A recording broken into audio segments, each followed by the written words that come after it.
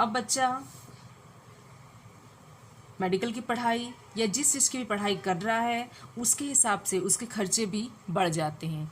तो यहाँ पे माता पिता को ये ध्यान देना चाहिए कि अगर उन्होंने प्रथम अवस्था या जो प्रारंभिक परिवार की अवस्था थी, स्थापत काल की अवस्था थी, इस अवस्था में क्योंकि इन नव दंपति के खर्चे बहुत कम थे, तो अगर ये चाहते होंगे या इन्होंने चाहा होगा, अगर उन्होंने इस अवस्था में पैसे बचा के रखे होंगे भविष्य के लिए, तो यहाँ तक इनके बच्चे पढ़ाई कर पाते हैं, महाविद्यालय तक पहुँच जाते हैं। क्योंकि बिगलो ने ही इसमें बताया है कि ये जो आपकी महाविद्यालय या विश्वविद्यालय वाली अवस्था है, इस अवस्था को निम्न आय वर्ग के लोग पूरा नहीं कर पाते हैं। वे बच्चे की पढ़ाई केवल उच्चतर विद्यालय तक ही करवाते हैं और महाविद्यालय तक पहुंचते पहुंचते वे उसको बंद करवा देते हैं। बच्चे की पढ़ाई वो रोक देते हैं क्योंकि उनके पास पैसे की कमी है, उनकी आर्थिक स्थिति बहुत अच्छी नहीं है, तो वो इसको ध्यान में रखते हुए बच्चे की पढ़ाई बंद करवा देते हैं।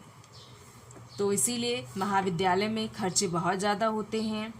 और यहाँ पे केवल माता पिता को ही नहीं, बच्चे को भी ध्यान देना चाहिए कि अगर माता पिता बच्चे को पूरा टाइम दे रहे हैं, बच्चे को अपना पूरा एनर्जी लगा रहे हैं और अपने जीवन की सारी जमा पूंजी बच्चे के ऊपर खर्च कर रहे हैं, तो इनकी भी एक जिम्मेदारी है कि ये अच्छे से पढ़ाई करें और नौकरी करके माता पिता के कर्जों को चुकाएं या उनको सम्मान दें या उनके बुढ़ापे का सहारा बने।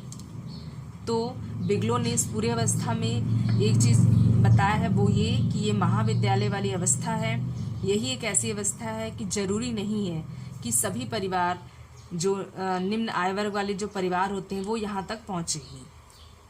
तो अभी तक हम लोगों ने पढ़ा विस्तृत अवस्था। ये एक ऐसी अवस्था है जिसमें सबसे ज़्यादा समय, धन और श्रम लगता है। अब आइए हम लोग जानते हैं थर्ड अवस्था। जो तीसरी अवस्था है वो है